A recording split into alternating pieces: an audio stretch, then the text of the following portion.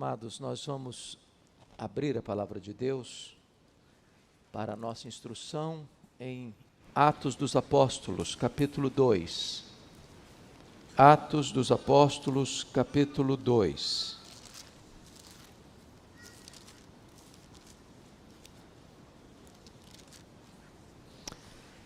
Nós faremos a leitura a partir do verso 14 até o verso 41. O discurso de Pedro.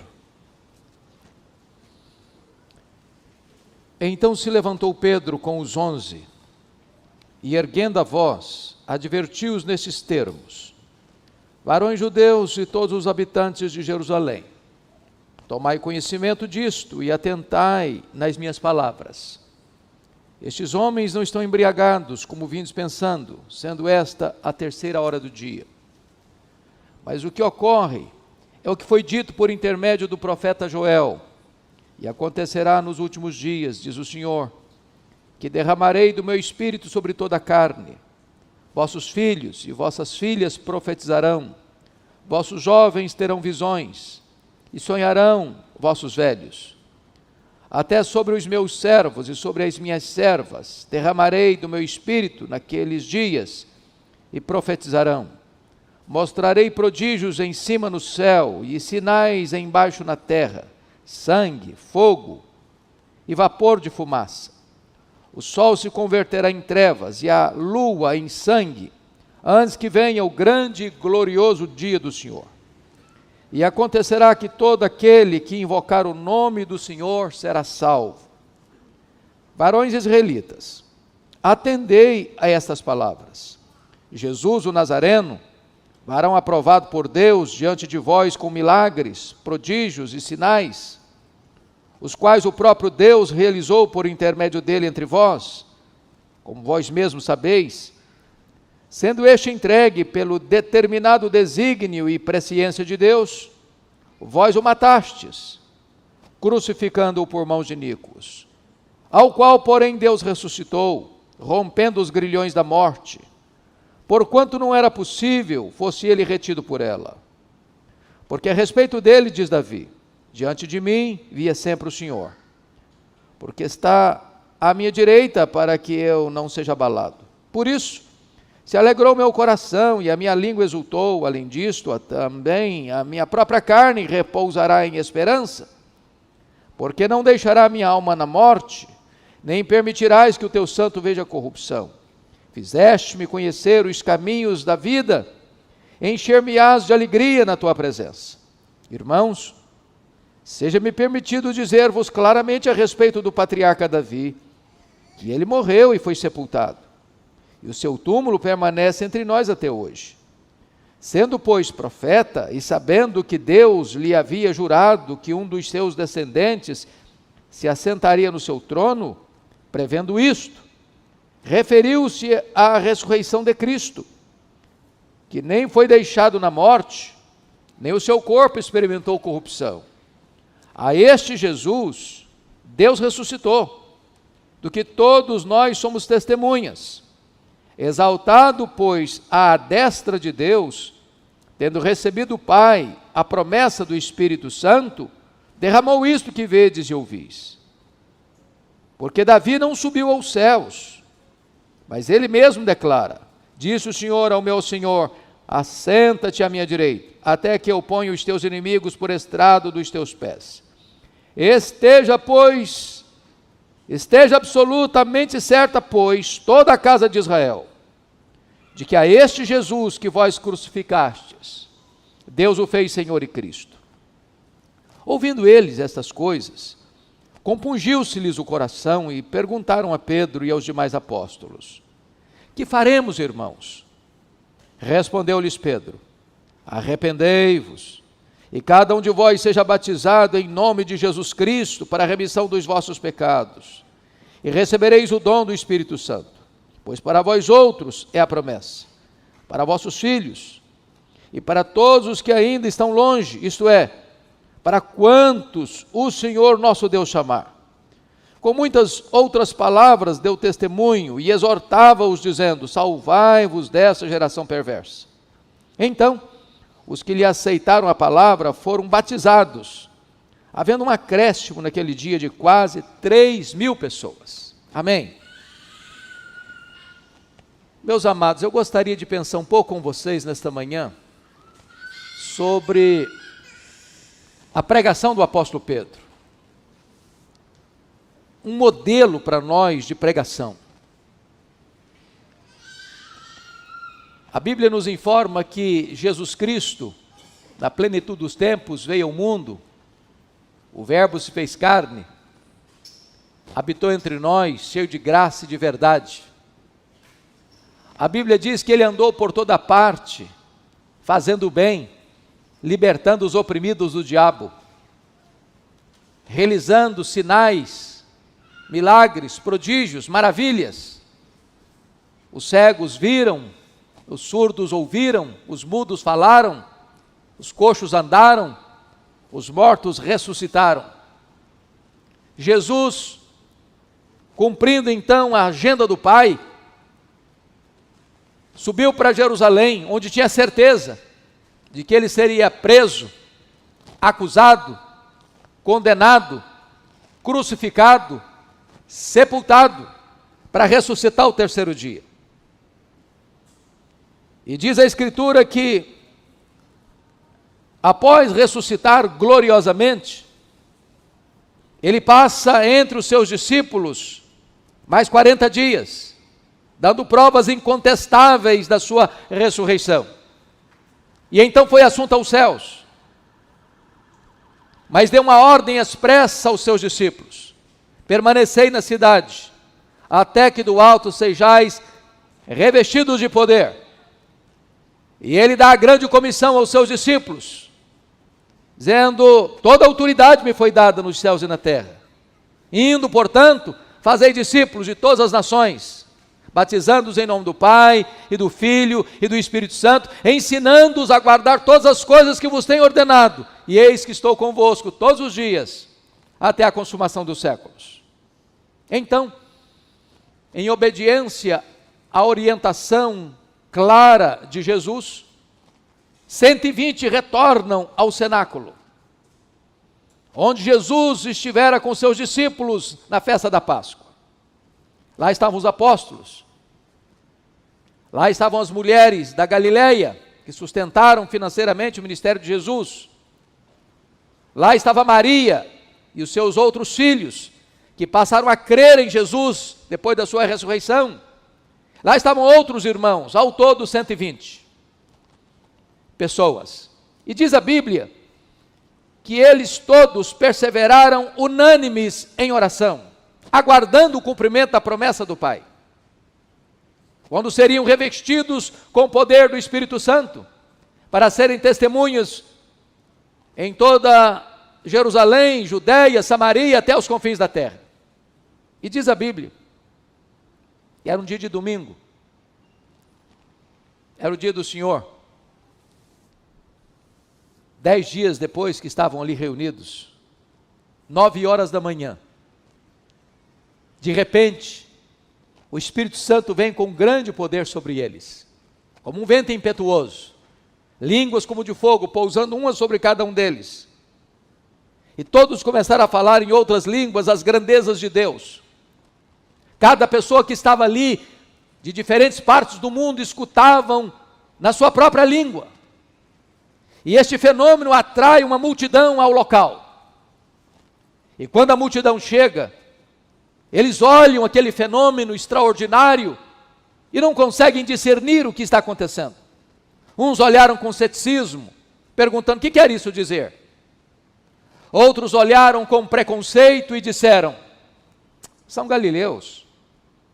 Aqui em Jerusalém, na Judéia, os galileus lá do norte eram considerados gente de segunda classe, eram desprezados, eles faziam acepção.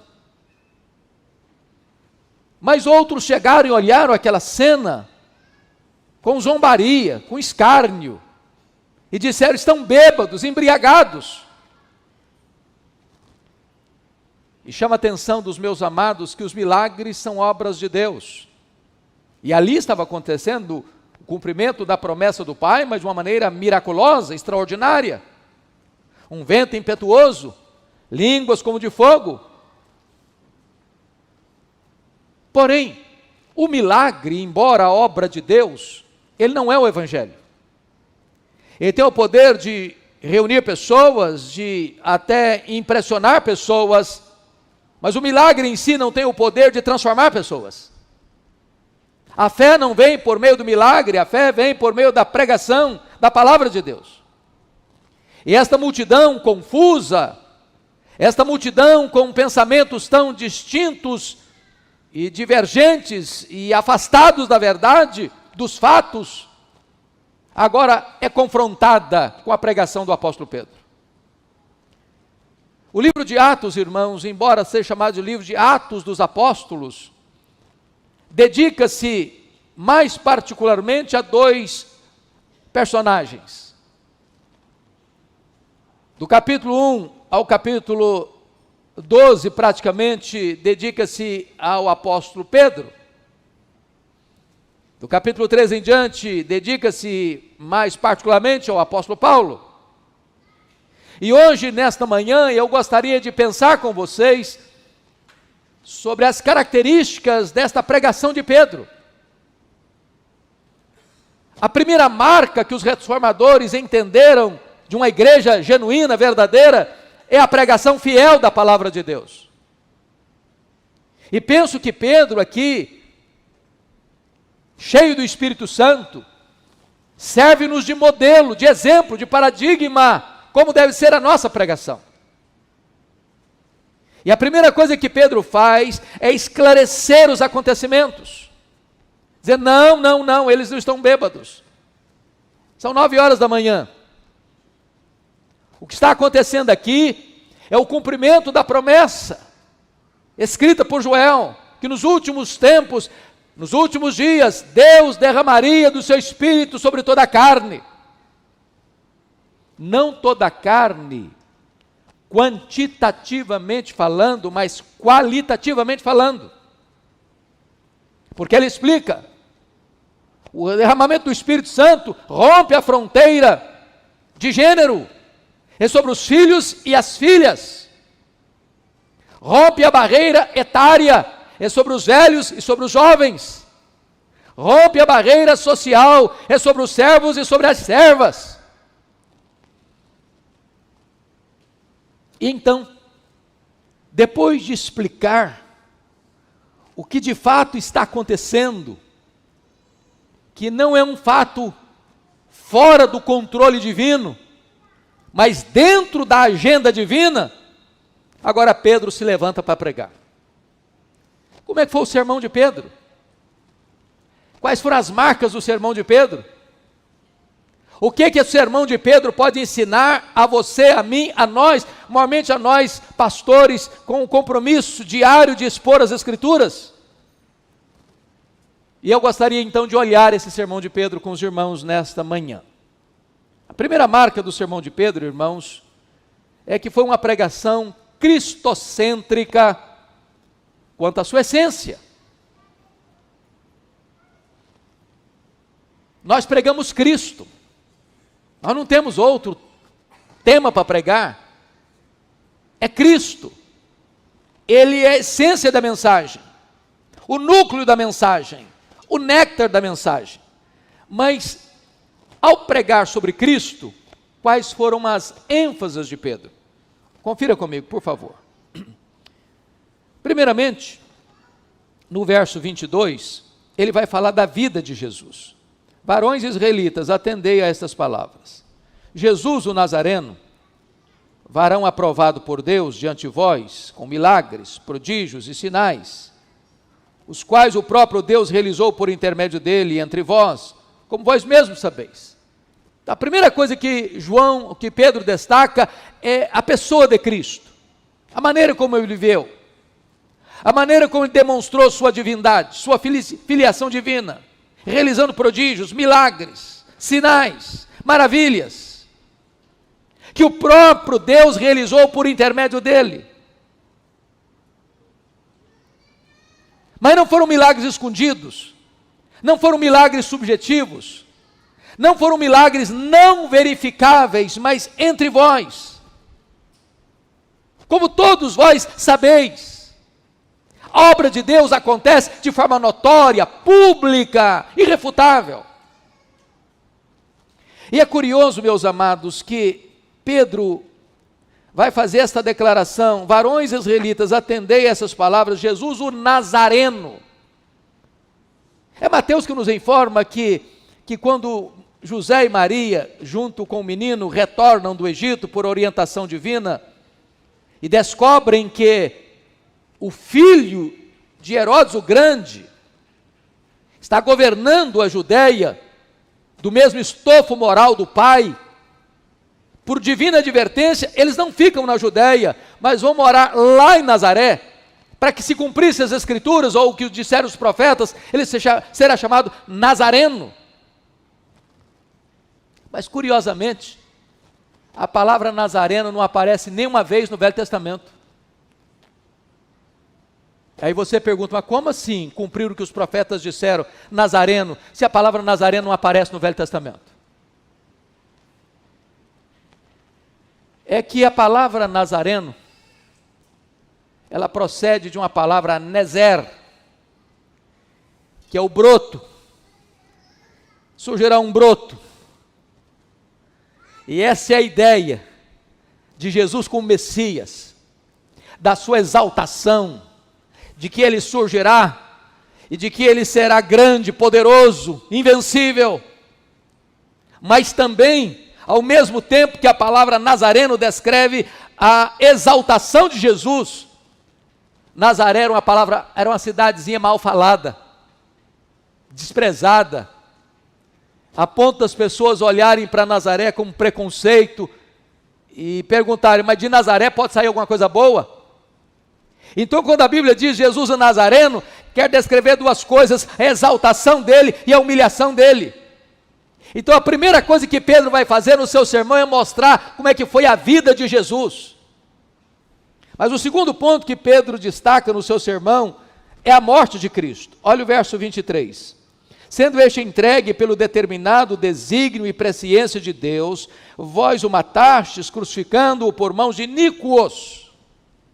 Oh, irmãos, está aqui duas verdades sublimes, que talvez se nós gastássemos a vida inteira para pensar e meditar no que está aqui, nós não esgotaríamos.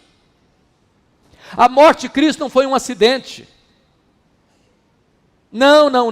Jesus não morreu porque Judas o traiu, porque Pedro negou, porque o Sinédrio jeitosamente contratou testemunhas falsas para acusá-lo,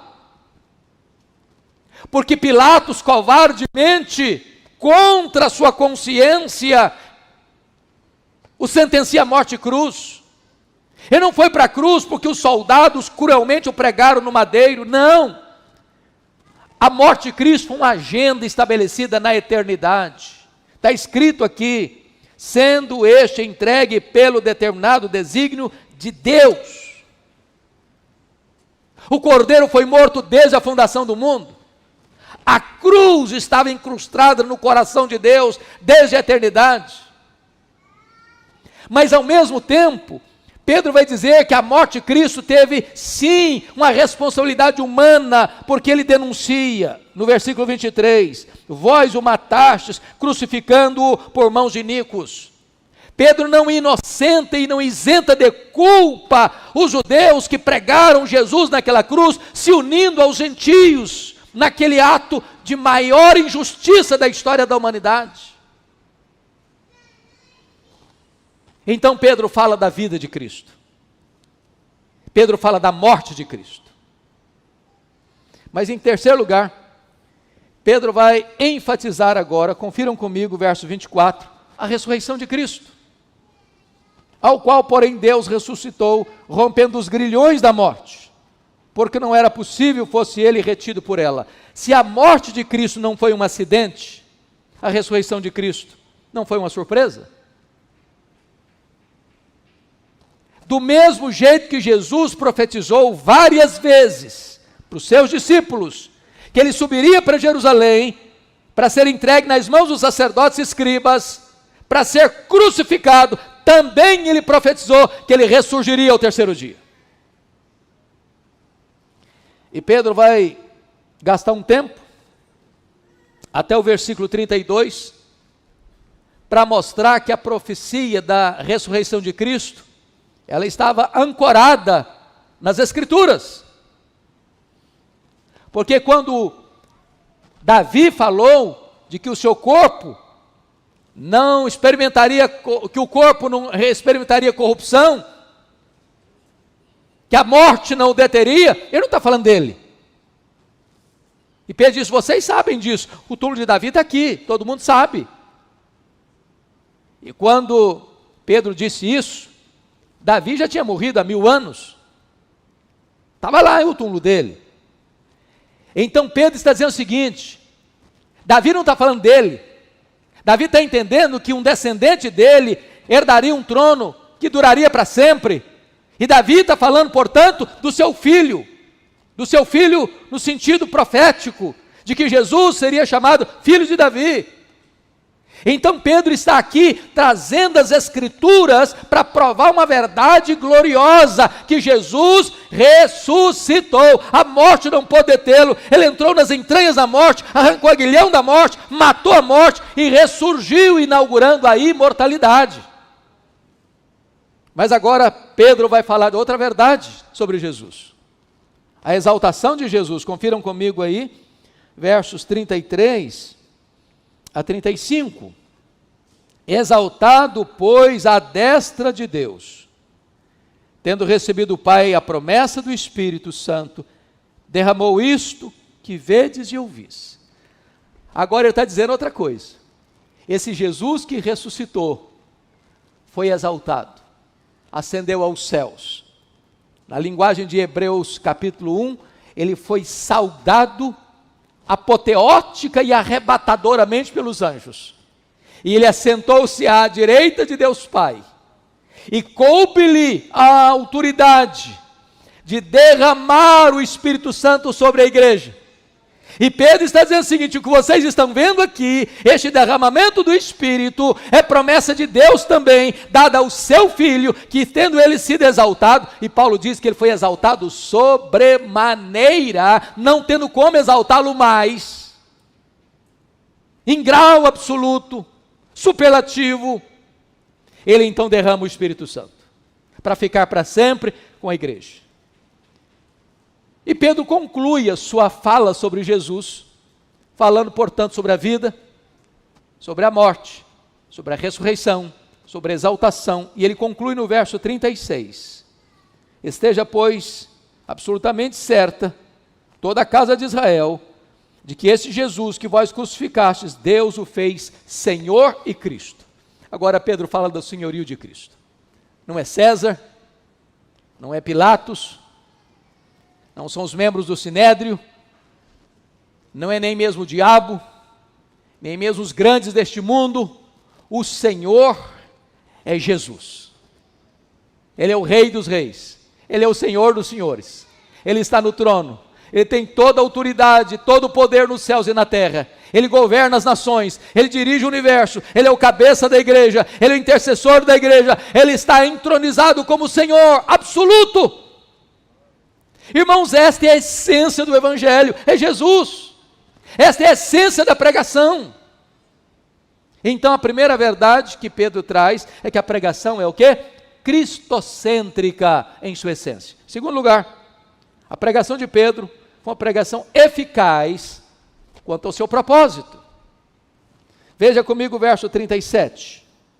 Ouvindo eles estas coisas, compungiu-se-lhes o coração e perguntaram a Pedro e aos demais apóstolos, que faremos, irmãos? Oh, amados irmãos, como eu preciso, como os meus queridos colegas precisam, dessa característica da pregação. Pregação eficaz quanto ao seu propósito, que quando é proclamada, as consciências são picadas, o coração é atingido, as pessoas não escutam esse sermão apáticas, sonolentas, dispersas. Não! Esta palavra é atingidora, esta palavra é uma flecha no coração, esta palavra incendeia a alma, esta palavra provoca uma convulsão no interior do homem, e o apelo não brota apenas do pregador ao auditório, mas do próprio auditório para o pregador. O que vamos fazer, irmãos, diante dessa mensagem? Como precisamos, desesperadamente, de experimentarmos esta mesma verdade. Mas em terceiro lugar, a pregação de Pedro foi uma pregação clara quanto às suas exigências. Olha comigo o verso 38. Respondeu-lhes Pedro: arrependei-vos e cada um de vós seja batizado em nome de Jesus Cristo, para a remissão dos vossos pecados, e recebereis o dom do Espírito Santo. Notem vocês, irmãos, que arrependimento é a manchete do reino de Deus.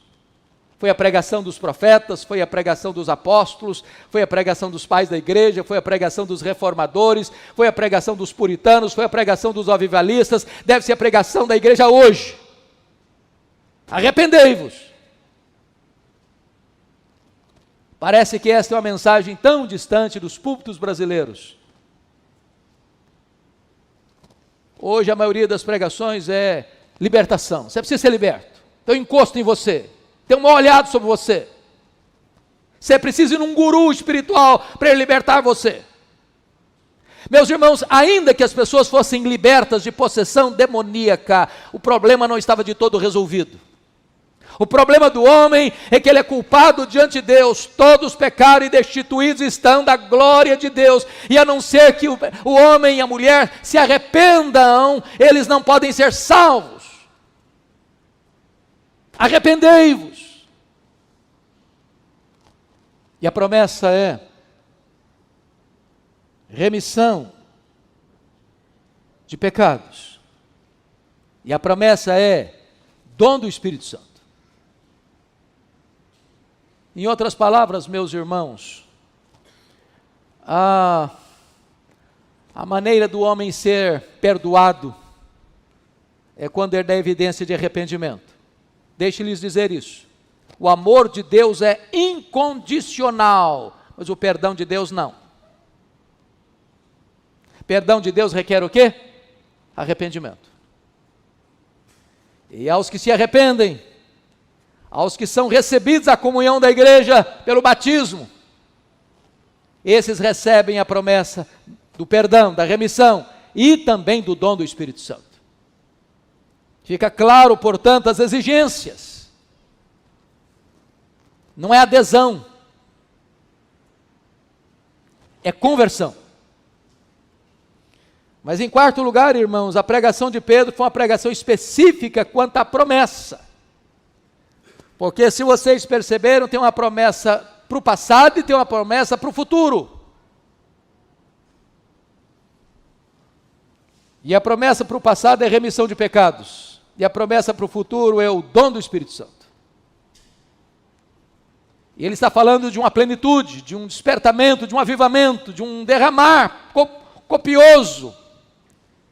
E notem vocês que esta promessa não ficou limitada àqueles que receberam no dia de Pentecostes. Porque Pedro disse: essa promessa é para vós. Essa promessa é para os vossos filhos. Essa promessa é para aqueles que ainda estão longe. Esta promessa é para quantos o Senhor nosso Deus chamar. Então eu quero dizer a você que a igreja pode e deve ter expectativa de grandes avivamentos espirituais. É promessa de Deus para nós. Mas finalmente, a pregação de Pedro, irmãos, foi uma pregação vitoriosa. Quinto lugar, último lugar, a pregação de Pedro foi uma pregação vitoriosa quanto aos seus resultados. Vejam comigo, por favor, o versículo 41. Então os que lhe aceitaram a palavra foram batizados, havendo um acréscimo naquele dia de quase 3.000 pessoas.